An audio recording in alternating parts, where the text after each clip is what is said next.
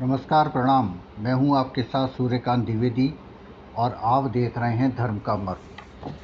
कई लोग ये प्रश्न करते हैं कि सपने में यदि पितृ दिखाई दें, पूर्वज दिखाई दें, तो हम क्या करें। ये शुभ संकेत होता है अथवा अशुभ संकेत होता है। अधिकांश लोग यह तर्क भी देते हैं कि पितरों का आना सपने में ये अच्छा संकेत नहीं देता है, इसके कोई ना कोई कारण अवश्य होते हैं। मेरा मानना है कि ऐसा नहीं है। हमेशा पितरों का आना ये अशुभ संकेत नहीं देता, ये शुभ संकेत भी देता है। हाँ, यदि अमावस्या की रात पर या पितृ पक्ष जब चल रहा हो और उस वक्त आपको सपने में पितृ दिखाई देते हों, आपसे कुछ ना कुछ मांग करते हों, तो समझना चाहिए कि कहीं ना कहीं पितृ पूजन में आपसे कुछ कमी रह गई है, जिसकी पूर्ति आपके पितृ आपसे कराना चाहते हैं।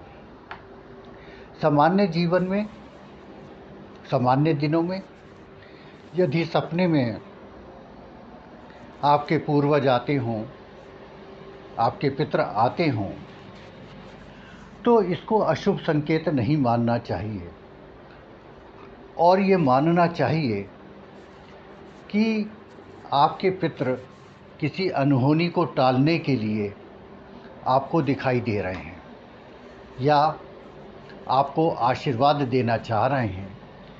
आपके घर परिवार में कुछ न कुछ ऐसा शुभ अवसर आने वाला है या आया है, जिसके आशीर्वाद स्वरूप पितृ आपको स्वप्न में दिखाई दे रहे हैं। अब पितृ यदि स्वप्न में आ रहे हों, आपसे कुछ वस्त्र मांग रहे हों, आपसे कहीं चलने को कह रहे हों, आपके बच्चों पर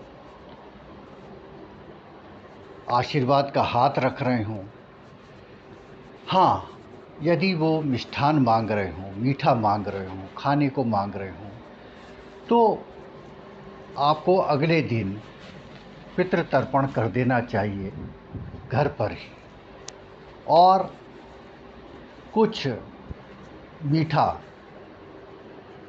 आपको दान कर देना चाहिए।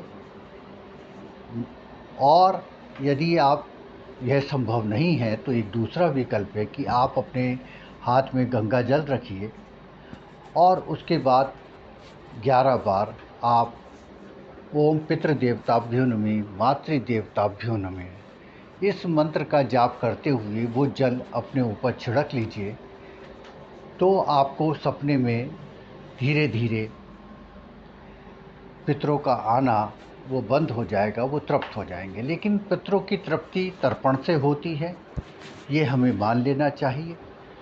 और इसके लिए अच्छा उपाय यही है कि आपको अगले दिन पितृ तर्पण कर देना चाहिए। ये मत सोचिए कि उस दिन अमावस्या है अथवा नहीं है। कोई सा भी दिन हो, आपको सवेरे उठकर वो पितृ तर्पण कर देना चाहिए और एक दिन जब अवसर लगे तो आपको गंगा जी में जाकर स्नान कर लेना चाहिए। अमावस्या का स्नान इसलिए ही महत्वपूर्ण कहा गया है कि उससे साल भर में जो पितृदोष होते हैं हमसे, या हम पितरों की उपेक्षा करते हैं, उनकी पूजा नहीं कर पाते हैं, दान पुण्य नहीं कर पाते हैं, वो सारे दोष अमावस्या के स्नान से, अमावस्या के दिन पितृ तर्पण कर देने से शांत हो जाते हैं। मेरा सुझाव तो यही है कि आप प्रति अमावस्या को अपने घर में, अपने परिवार में पितृ तर्पण करें, गंगा जी का स्नान करें, तो ये सारी चीज़ें, सारी समस्याएं दूर हो जाती हैं। बस इस भ्रांति को मैं दूर करना चाहता हूँ कि पितृ हमेशा सपने में जब आते हैं तो अशुभ संकेत नहीं देते, वे शुभ संकेत भी देते हैं। शुभ संकेत कैसा देते हैं? ये भी मैं आपको बता देना चाहता हूँ, शुभ संकेत होता है कि आपके परिवार में, आपके घर परिवार में कोई विवाह का योग बनने जा रहा है। आपके घर परिवार में किसी का जन्म होने जा रहा है। आपके घर परिवार में कोई मंगल अवसर आने वाला है, यानी आपका मकान होने जा रहा है।